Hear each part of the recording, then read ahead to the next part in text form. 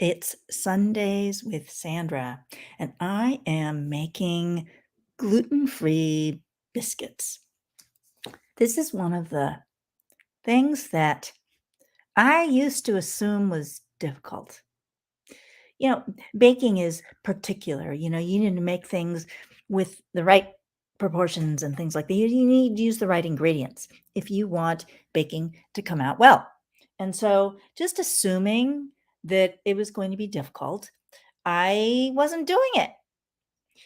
And then I decided I wanted to because the truth is, I like biscuits. And I decided I wanted to find a recipe, an easy recipe for gluten free biscuits. And I found one. It's a wonderful recipe. It's super easy, and I make it quite a bit.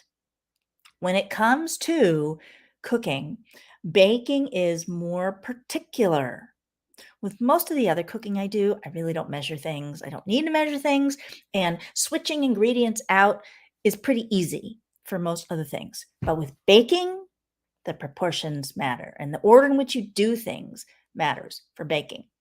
I want to talk about sometimes there's things that you can switch out, and other times where it really does not work very well, particularly when it comes to gluten free flour blends, because there's a lot of them out there. Some people make their own. I find it's easier to just use the flour blend that is recommended by the person who developed the recipe.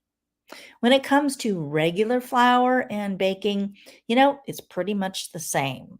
You can have differences in quality, but flour is flour. Gluten-free flour is another thing. There's so many different ingredients that get incorporated into flour blends that using the blend that is recommended by the person who developed the recipe is generally a pretty good idea. So, this is a recipe that calls for a flour blend called cup for cup. And it's a more expensive flour blend than lots of the other gluten-free blends that are out there, but I use it because in this case, the flour blend really matters when it comes to gluten-free baking. Okay, so this is cup for cup. Got a cup of it, happened to be. I've already got baking powder and salt in my bowl.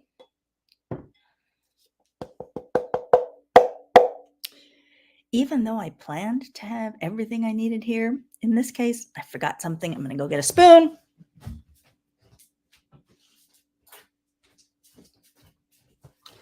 Going to blend this up a little bit.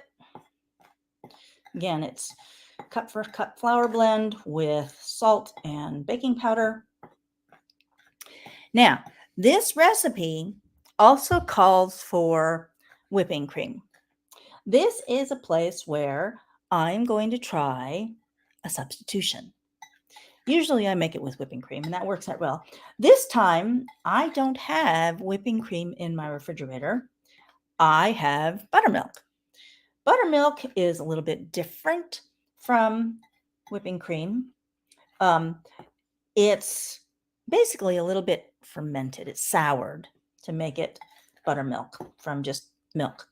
And I decided that that's a pretty close substitution. I poured off the liquidy part of the buttermilk from the top of the bottle. And what I've got left is the thicker part of the buttermilk because it had separated. So there's not that big a difference between buttermilk and whipping cream. I think the buttermilk might actually make the biscuits better because some biscuit recipes, some regular biscuit recipes that I've seen, purposely use buttermilk. And so having that little bit of sour in the milk, I think, may enhance the recipe that I am making. So this is a substitution that I think is probably going to work pretty well. I've got my buttermilk all measured out, and I'm putting it into my flour, salt, and baking powder blend. And I'm going to mix this up. Now, another thing when following recipes, Generally, it's a pretty good idea to follow the instructions that are given by the recipe maker, particularly when it comes to things like baking where, the particulars really do matter. In this case, the recipe maker says that you can kind of roll this dough out. I have not been successful with that, but in this case, this is something that's not going to make that big a difference. So here I've got it in my bowl, mixing it up with a spoon. Some recipes, like pancake, waffle recipes and things like that, they specify not to overblend. There's some recipes where the amount of blending that you do, how finely you blend, really makes a difference. In this case, this recipe doesn't matter. I can mix this as much as I want, and it's not going to mess anything up. So as I blend this flour into the milk, you can see that it gets thicker and drier, which makes sense when we're taking something dry and mixing it into liquid. I'm going to incorporate all of this flour into the buttermilk.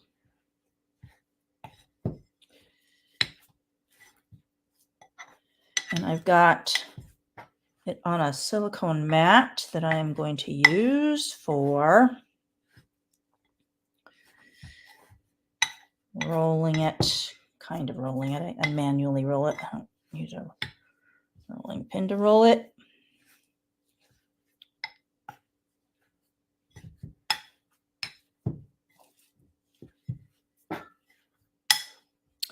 Now, another change I am going to make in how I bake this is I am actually going to try using our solar oven. So in this case, I am making 2 changes to the recipe, which might not necessarily normally be a good thing to do. But again, I think the difference between buttermilk and cream is not going to be that great. But the recipe calls for baking at 450 degrees. My solar oven is not going to get to 450 degrees, but we're going to try it anyway. Wanting to use the solar oven is the whole reason why I am making biscuits today, because it's sunny out and it's going to be a good day for using the solar oven. So we are doing it.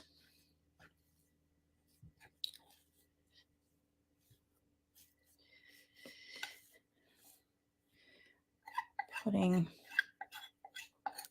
my dough, because it does make a dough, on my silicone baking mat here.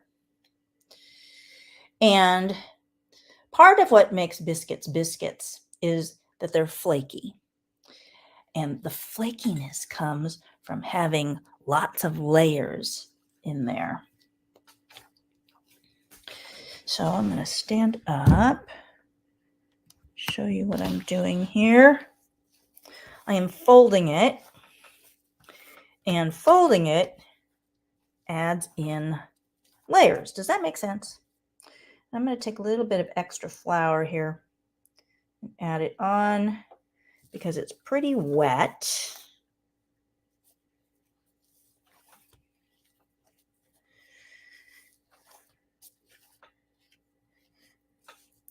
And I find that happens when I make this recipe, that it's pretty wet. So I add more flour so that it's not so wet. And again, I'm making multiple layers here. So every time I fold this, I'm making some layers. And that's what contributes to the flakiness of my biscuits. Now, when it comes to baking with regular flour, the gluten in the flour gives it lots of easy to work with qualities in your final bread. Gluten-free flours don't have that because they don't have the gluten. That's what makes regular flour have all of those easy, wonderful mouthfeel and like when kneading regular flour bread, the gluten kind of makes it kind of a stringy. It not stringy, but it has it hold together in a certain way.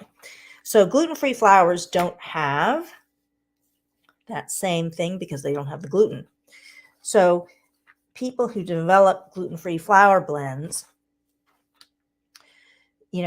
figure out what combination of flours and what proportions of flours they need to include in their blend to kind of make up for the absence of the gluten. It's not like having gluten, but you still want to have certain qualities in your bread that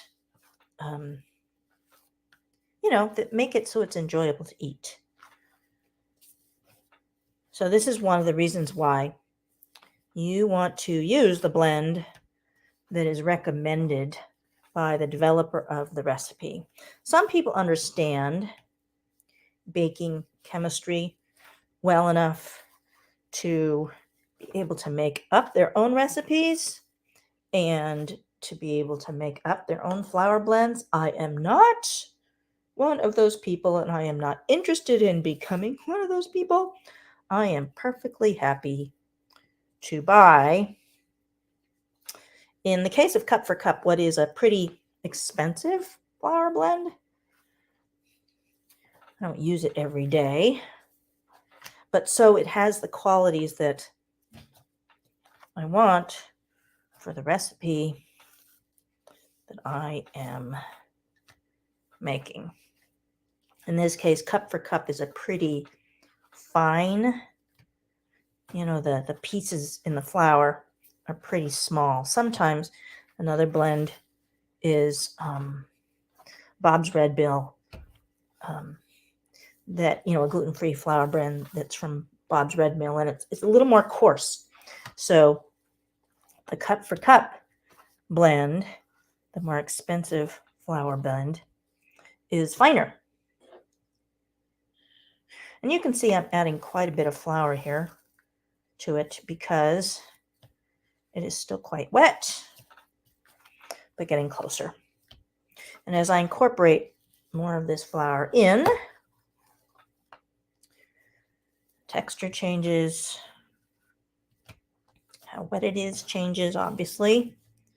So adding, and you might be able to see as I'm doing this that there's lots of layers that are being built into it. You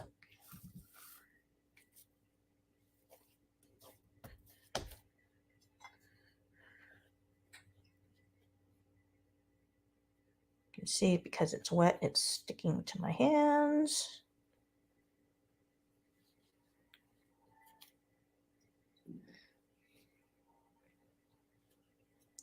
And because it's easy enough to just add additional flour, I haven't figured out how much less milk to add to make it so I don't need to add all of this, because theoretically the recipe would have enough in it.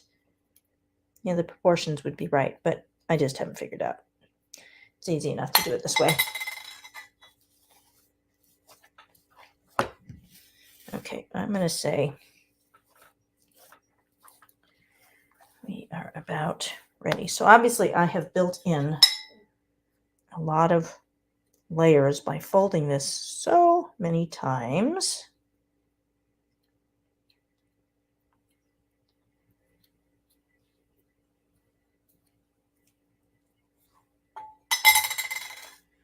Okay, so I am flattening this.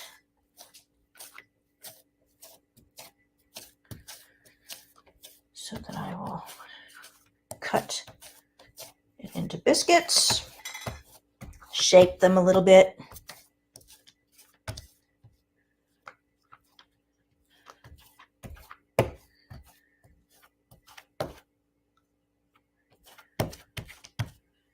All right.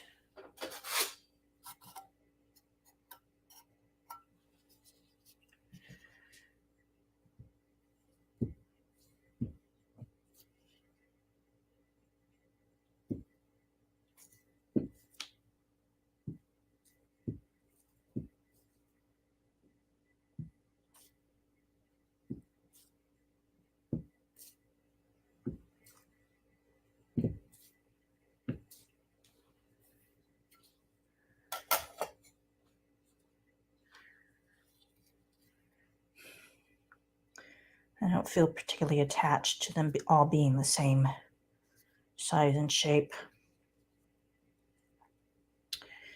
You can see I am refining my shape a little bit. I think I probably made them a little bit too thin. Stick it on my pan here.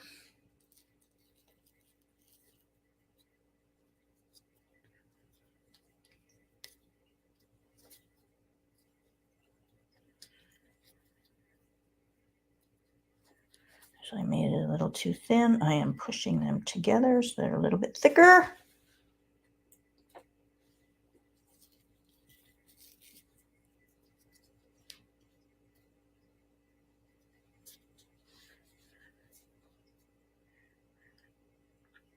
And there's some trial and error involved in all this too. So when I first started making this recipe, I made them thicker, which is what the recipe was calling for, and they didn't cook enough inside. So I adjusted how I made it. So thinking about recipes, some people follow recipes to the letter. They can absolutely follow the instructions every single bit to the word. And I don't do that. I mean, you've heard me say I don't measure things.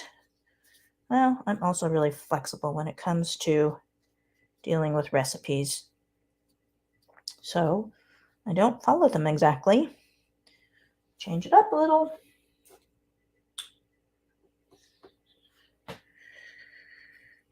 I'm going to say that is going to be 2 layered together to make 1.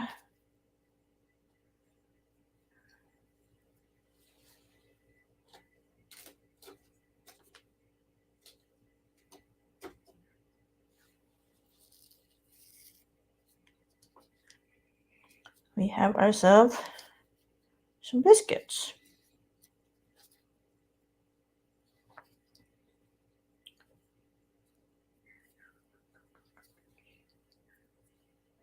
It's actually maybe a little bit better that they're thinner today because I am going to cook it in the solar oven, and it's not going to be as hot as the normal oven would get. So it might actually be good.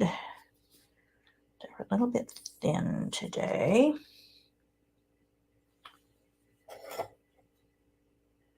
And it's like by experimenting with the recipe, I have the potential to discover new things, right?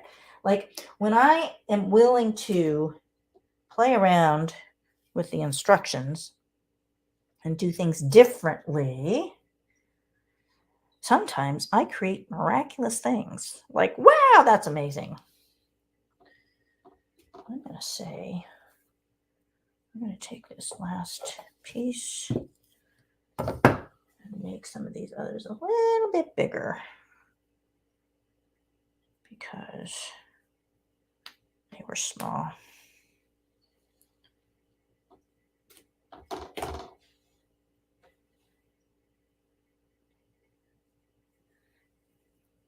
that our biscuits are a little bit more the same size.